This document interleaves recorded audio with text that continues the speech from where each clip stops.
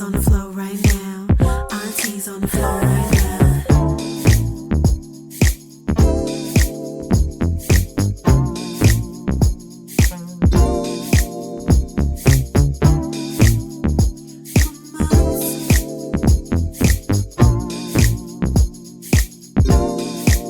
If you screw up, some of them will actually let them have it.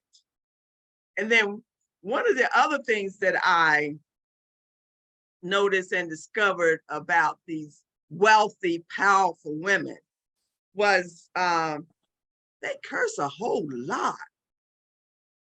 And I was never a cursor per se. And then when I was go to conferences and start hanging around them and everything, they curse a whole lot. I said, I guess that's why they let off the steam, because I was never a cursor. So I didn't. I just kind of I guess, held things inside until I couldn't hold it no more.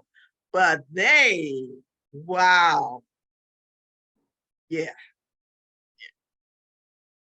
I found it amazing. This was when I first started hanging around them, meeting them, developing relationships with them. Then I began to ask myself, oh, is that how they act? Are we supposed to act like that, do that? I'm listening, I'm learning and coming around them. And I said, I don't know how to do that. I still couldn't formulate the words to come up out of me like that. They were very good at it. Very good at it. Anybody ever experienced that? Powerful, high-end women, you wouldn't expect butter wouldn't melt in their mouth. Yeah, I have. I've heard, I'm like, what? To myself. And they're saying the S word and all like that. I'm going to myself, oh my goodness. But they cursed. I was shocked. But I said, well, maybe that's after you get to a certain level, you got to let off steam somehow. So, I hadn't thought about it that way, but you may be right. You may be right. I think, when you, I'm a strategist, a business strategist, and I work with primarily successful people. And I work with all sorts of people, primarily men. And I was talking to a man yesterday who was struggling with performing the way he should at his job, and the CEO send me their people. And he was talking, before you know it, it's our second meeting, we were talking about penises and dicks. And I don't even like that word dick, but when God says be all things to all people, if I were to judge him for his language and how he was feeling like a little dick, and he just feels like he's got a little penis, I'm going to let him speak the way he wants to speak to me. And I'm going to nod my head in agreement, say, yeah, it's painful to have a little dick, isn't it? Mentally. And I'm sure your wife doesn't enjoy that little dick either, does she? That's hard. And I have to let them go where they want to go, because in my training, if they can't go where they want to go and they feel there's a judgment to their thought, I will never be able to have them reveal to me what their issues are, whether it's a little dick performance issue where it's taken over its mind, meaning he no longer has belief in self. And he may be talking about his little tiny member, but really what he's talking to me about is he has lost confidence in self and he doesn't think he can get back in the workplace. So I hear men tell me all sorts of things. And they always say, I don't even think you're a woman. I don't care what you think I am. Call me whatever you want. Listen, let's just get going. And it's the first couple times it was kind of shocking, the things that come out of their mouths. I remember the first time I sent somebody to Ben, I'm like, you got to help this dude because it's way out of my league. And he wanted to talk about a sex addiction, and he was a missionary getting ready to go on a trip. And I had judgment for him. I thought, wow, look at you, Mr. Spiritual Man, going on a mission trip, but you can't keep your hands off yourself. I had a lot of weird thoughts and judgments, but then I thought, woe is he knows not what he does to self. He's harming himself. So I don't judge anybody anymore, whatever comes out of their mouth. I hear pretty crazy, outrageous things, and they have to understand that even though I may not accept it, I want to know what is provoking their behavior, what triggers them, what makes them, I'm curious about people. So like even with this doctor today that I was working with, and he's usually a pretty great guy, and he was in a dark place because the scheduling was sending out texts at the wrong times. And it wasn't that I thought about him saying, wow, you're really having a fit of rage. Why don't you grow up, big boy? I really thought about his staff and having to pay all these people, and how many appointments are canceling because they're getting the wrong text reminder times. And it made me have more compassion and empathy for his financial situation, which was causing him as a trigger to act out because he wasn't going to earn, he has to see 80 patients a day to make the money that he needs to make. That's a lot of patients. So I try not to have judgment, even though it may enter my mind for a minute. I let them do what they got to do. And sometimes they might be really mad at me. I got to let them do what they're going to do. I do too. I looked at the women, listened to them, and I'm acting like I'm all bold like they are, but I just, no, I couldn't go there yet. But that's what we have to do. People are just different. God made us all so different, but yet we kind of experience some of the same things. And that's why I'm glad we're having this particular conversation tonight. I can't speak for anyone else. I am being blessed. This is really good to just hear that someone else feels are having, similar, if not the same, similar issues, and just learning how each of us deals with things kind of differently. And I think it's going to be a minute before I can get where Dr. O'Neill says she is. Things get out of order for her. She goes into her gratitude place, and that's wonderful. I want to get there. I really want to get there. I do too. I'm not, I admit, I am not there. I'm just not. It's like when you hear about the monks and they go in for all these different readings and nothing bothers them, nothing affects them. I know, it's a higher spiritual plane that I'm acting out of my own self. And what Dr. Neal is talking about is, in my opinion, being spiritual enough to take it beyond self. And that's really where I want to get. It's a goal for me. I like the way you talk, Dr. O'Neill, because it's an ambition of mine not to react. I want to be on the cause side, not the effect side. I want to be on the proactive side, not on the reactive side. And it's a goal. But because you have so many different people in so many different areas of response, what each of us have said is extremely good, because everyone is not there where she is.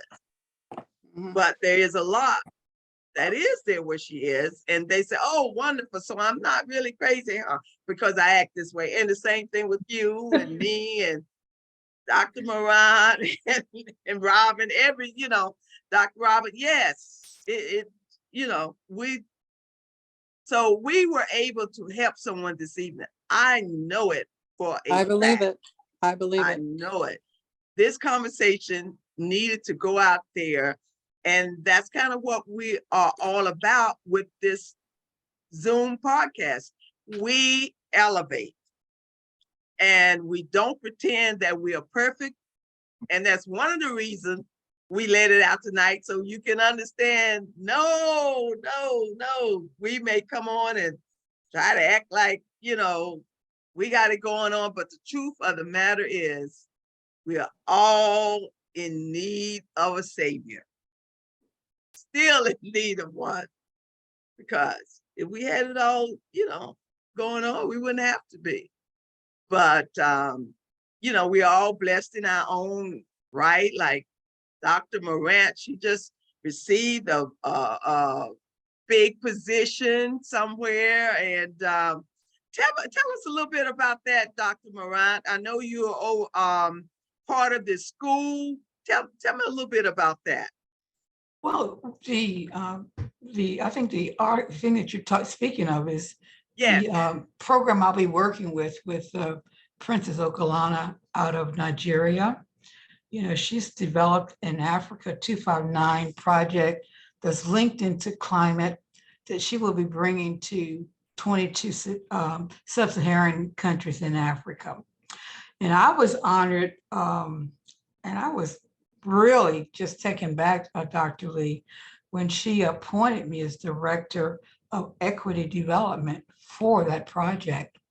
And so I'll be responsible for developing, using United Nations Sustainable Development Goal 5, which speaks to equity.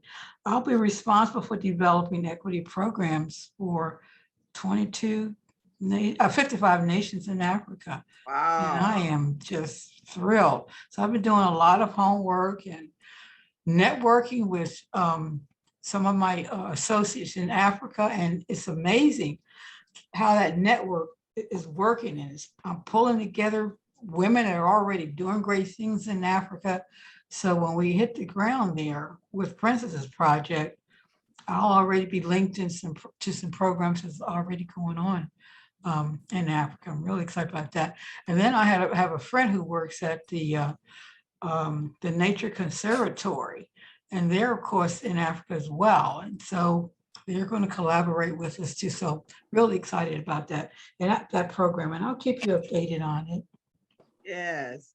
Collaboration is the new currency Yep. for women. Now see how your patients have paid off? Look at her. She's a big shot. We didn't even know it. A big shot. Big shot. All patient, and now look at her. Yeah. The big shot Thank you. comes in at the end and talks Thank you. about her big job offer. Wow. Thank you. That is awesome. And I'm praying for myself, so that's a good thing. I'm going to get there eventually. You're there But, already. You're there already. Yeah. So we're approaching that time. So any last words? Oh no, Can we we talk a passed little that bit time. about next week if we can?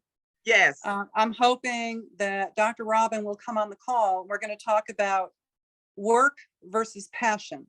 How do we do what we want to do, what we're passionate about, when we have another job, another occupation?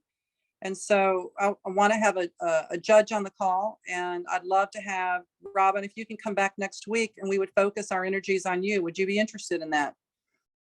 Yeah, I can do that if you're interested. We are interested. Very much so. We enjoyed you tonight.